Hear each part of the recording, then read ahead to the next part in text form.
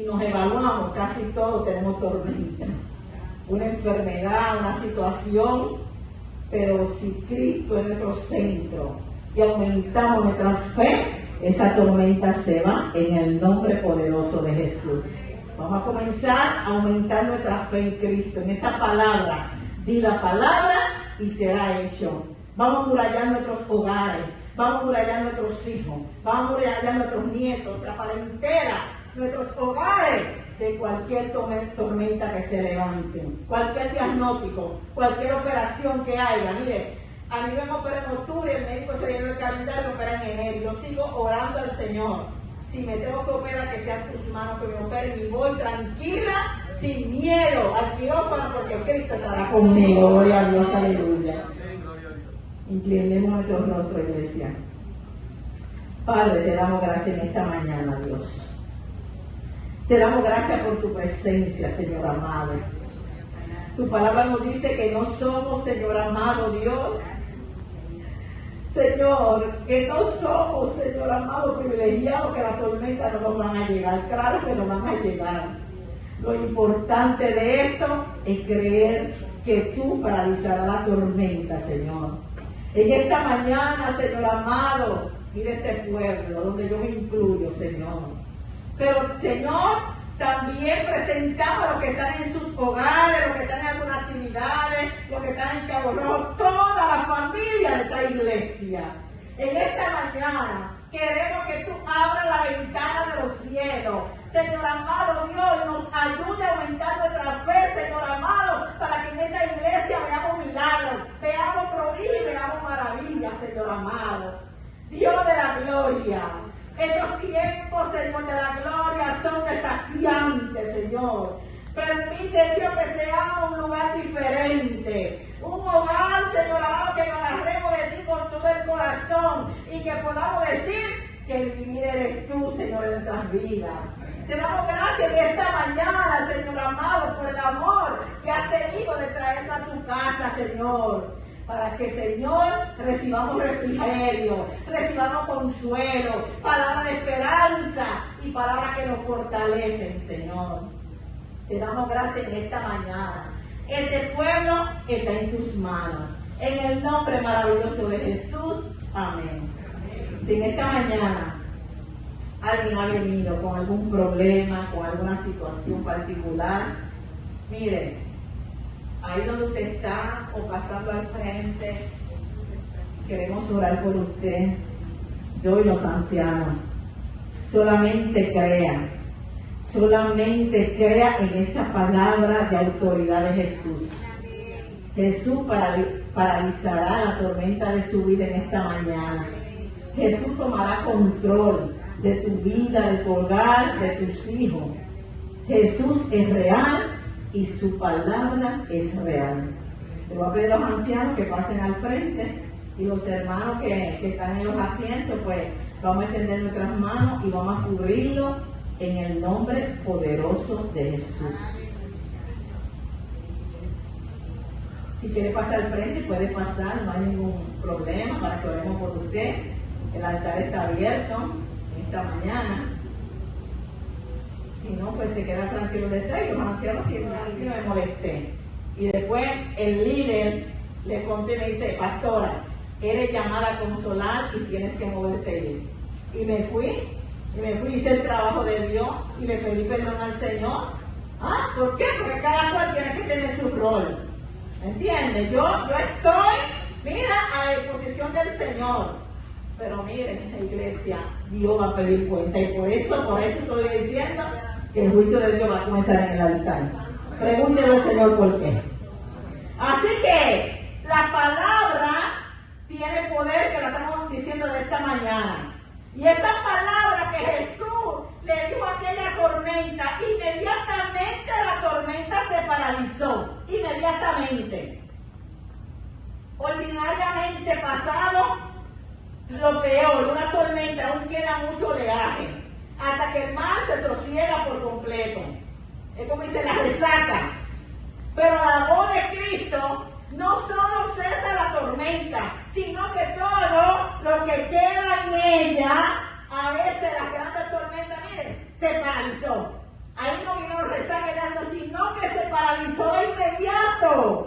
inmediato.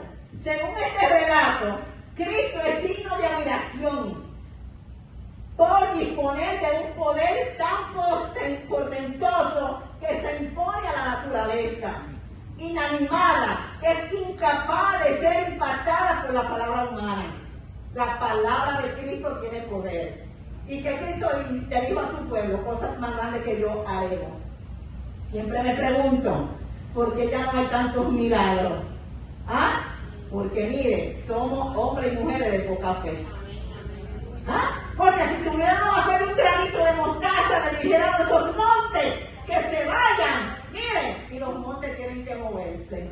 Le dijeran al cáncer, te vas, y el cáncer tiene que paralizar. Le diremos a la fibromialgia, te vas, y se tiene que ir, en el nombre de Jesús. Así que Dios nos insta en esta mañana a aumentar nuestra fe, para ver si los milagros vuelven a darse en la iglesia. Los cojos antes caminaban, los sordos, mire, oían, los ciegos veían.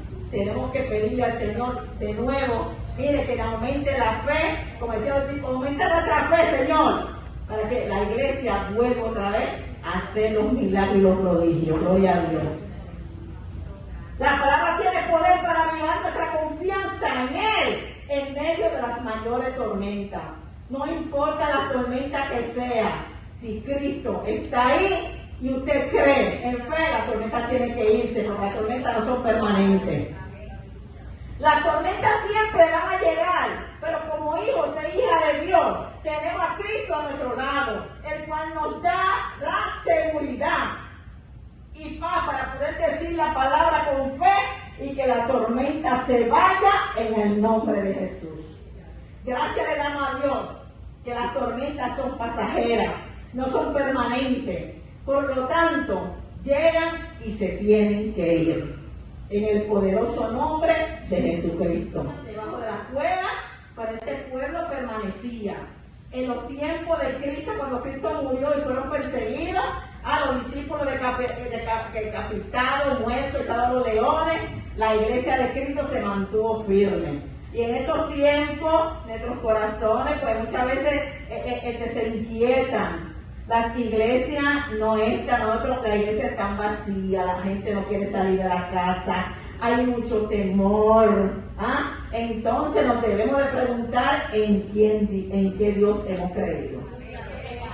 Porque si yo tengo miedo para venir a la iglesia, a un culto, para cantar alabanza, para ver a mis hermanos, que sea con el puño saludarlo, no tengo temor de que me peguen COVID, porque yo voy con una regata, a meterme con todo el mundo, a comer cuantas cosas en la calle, no sé cómo lo cocinaron, ahí yo no tengo miedo. Y yo sin temor a equivocarme, y lo puedo decir en todo Puerto Rico, la mitad de los que están allí son cristianos.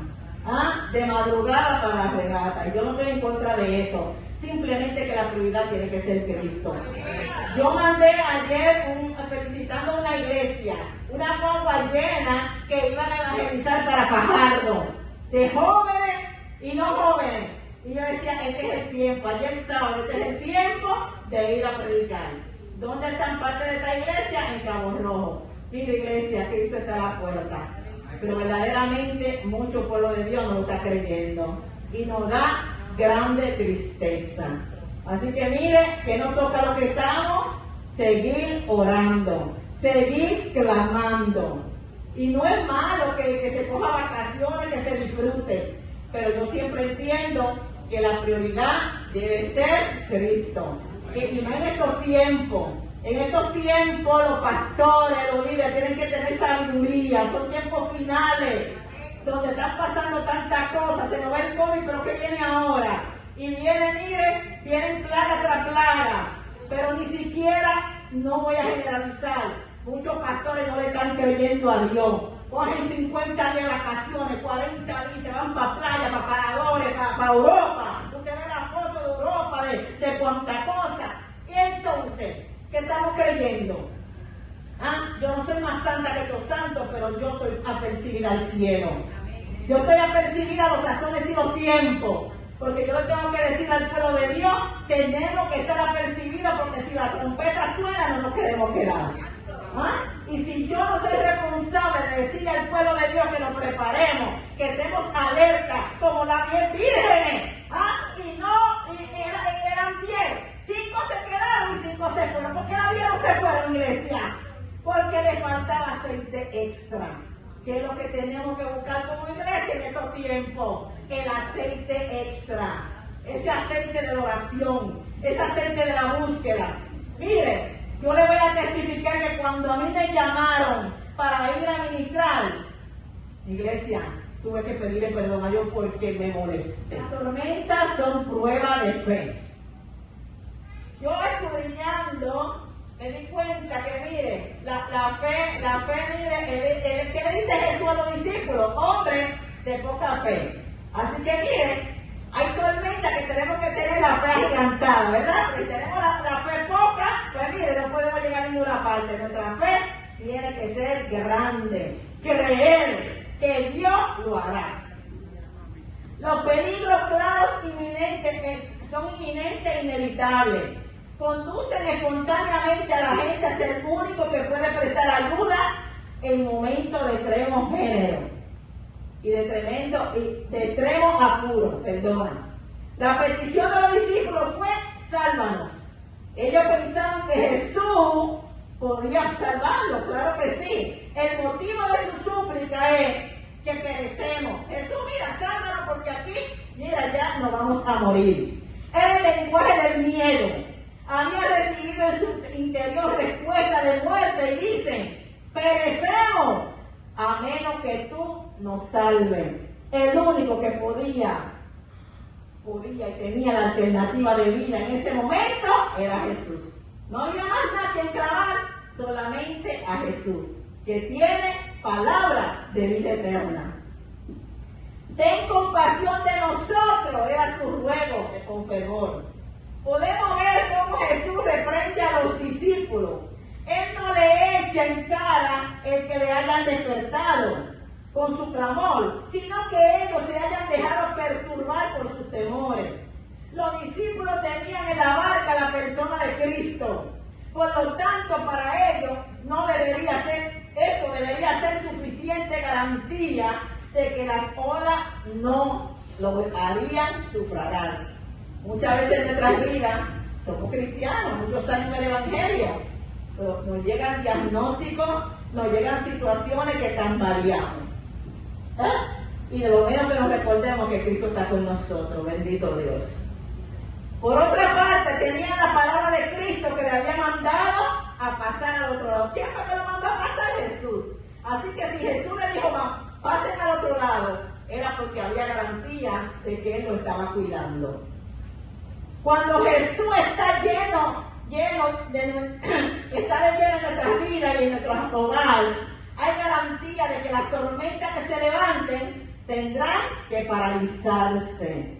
Iglesia, es un tiempo, yo verdaderamente, a veces yo digo: Señor, ¿qué tú vas a hacer? Yo medito mucho, yo contemplo mucho, tengo mucho tiempo para eso, leo mucho, y las cosas que yo veo, mire, me paralizan. Yo comparto los viernes un grupo de, somos 15 en la iglesia de Monteverde, y es un grupo donde abrimos nuestros corazones, no tenemos un formato ni nada, y allí hablamos de tantas cosas, de la palabra y de la inquietud, a veces una manifestación del Espíritu Santo, y Dios muestra y nos habla. Y verdaderamente, mire, nosotros clamamos mucho por la iglesia, por los pastores y por el altar de Dios. Tenemos, mire, que agarrarnos del Señor con todo nuestro corazón, porque el enemigo está bombardeando por todo lugar, por todo lugar, para que la iglesia de Jesucristo sea paralizada.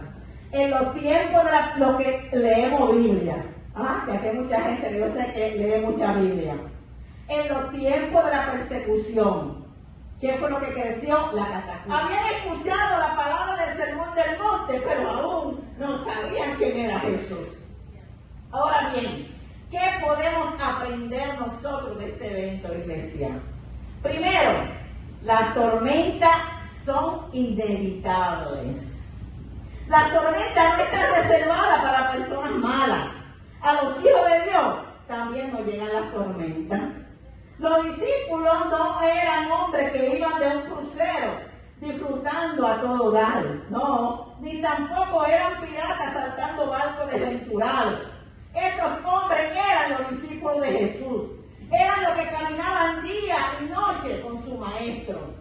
No olvidemos que en la Biblia encontramos grandes personajes entregados a Dios que enfrentaron grandes tormentas en su vida. Les voy a mencionar algunos de ellos.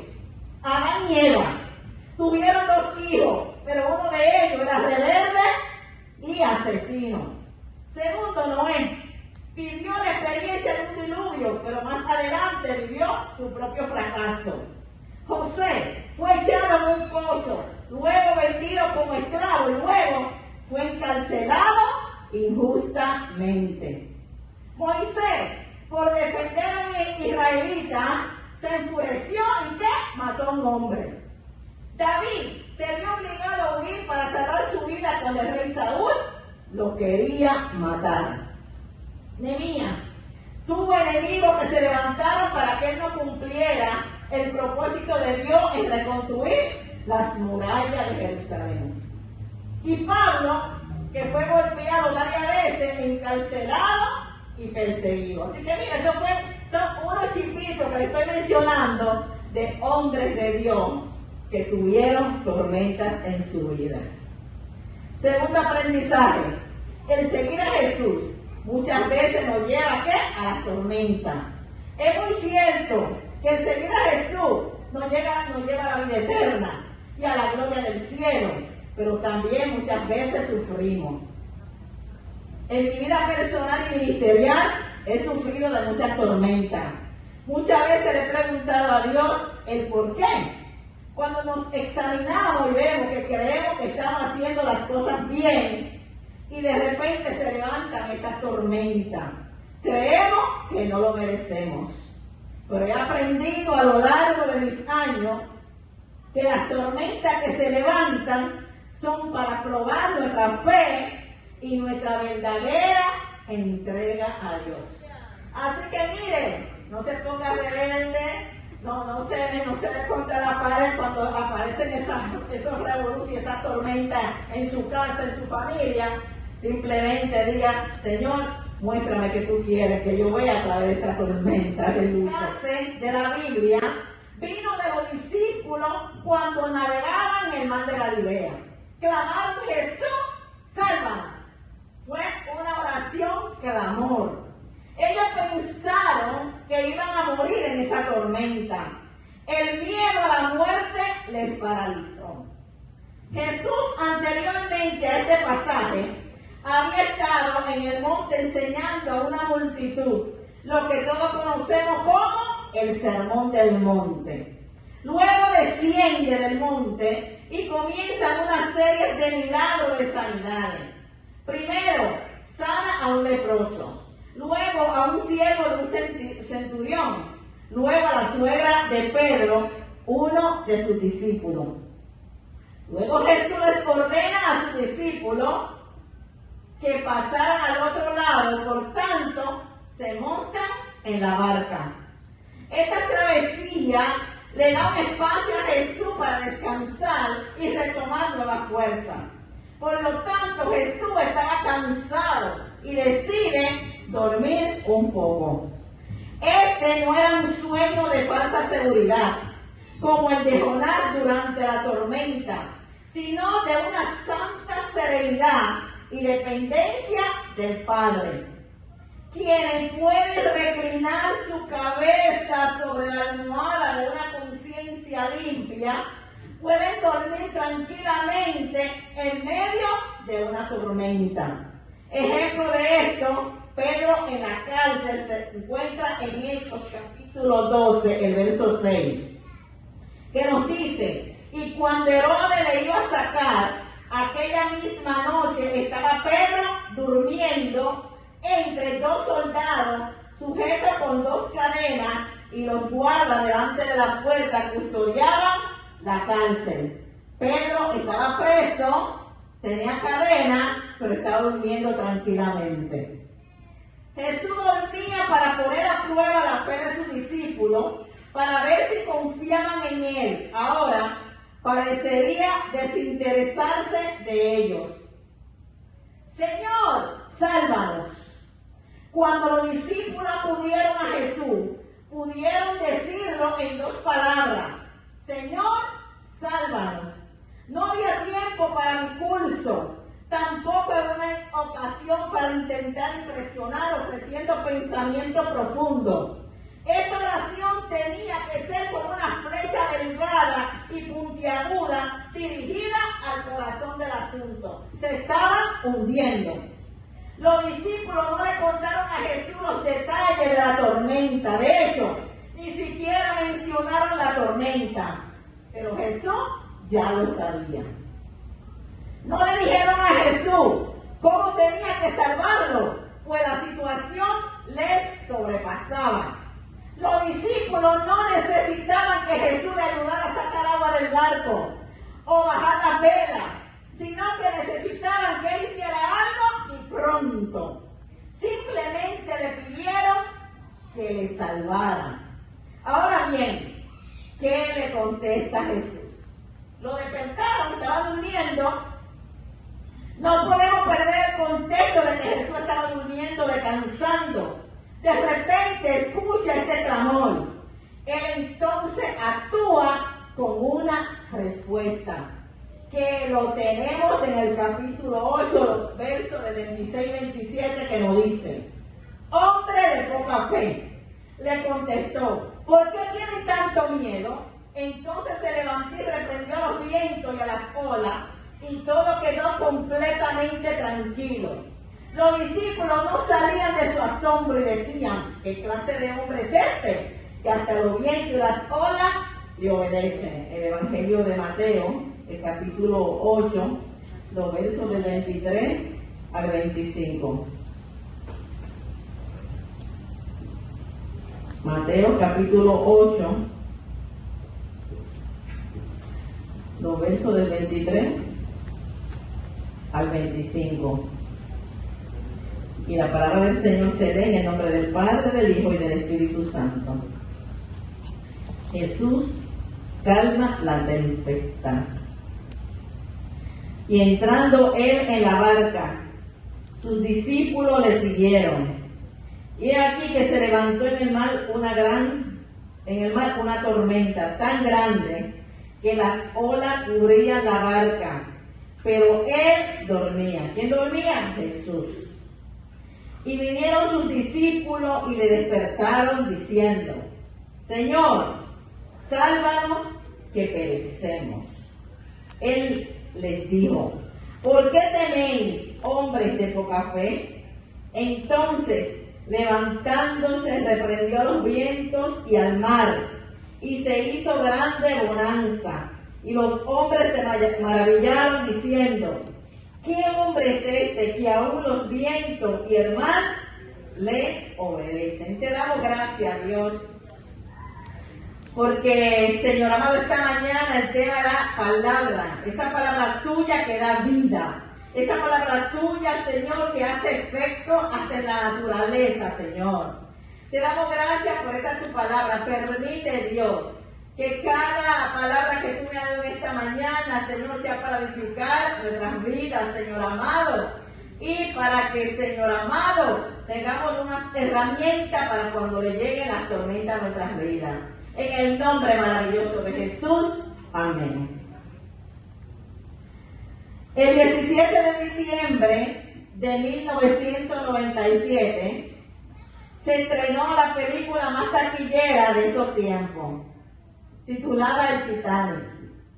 Según el relato de esta película, este era el barco más grande del mundo, el más seguro. Uno de los dueños se atrevió a decir que ni Dios podía destruirlo. ¡Qué gran error! Pero qué gran ironía. El barco, el cual se creía invencible en su travesía, choca con un enorme hielo y comenzó a hundirse. Murieron miles de personas, tanto ricos como pobres.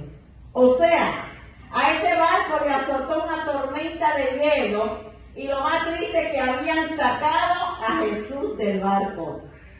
Por muy seguro que nos encontremos, ninguno de nosotros estaremos exentos de las tormentas de la vida.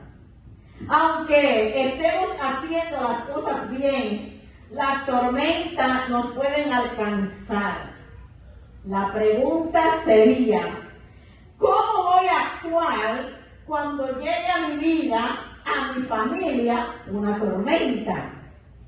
Mis hermanos, lo primero que tenemos que tener claro es que frente a la tormenta, la primera arma más poderosa que tenemos, ¿cuál es? La oración.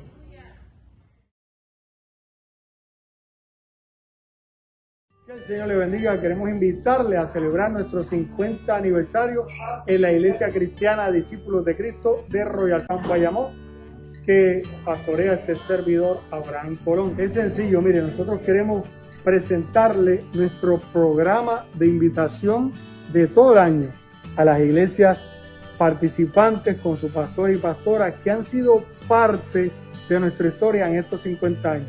Le vamos a mostrar por aquí un programa para que usted lo grabe bien.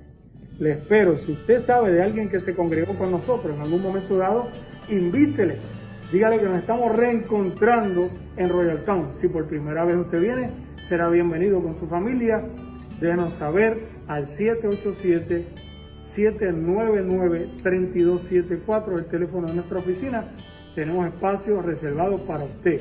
Que el Señor le bendiga mucho. Un abrazo.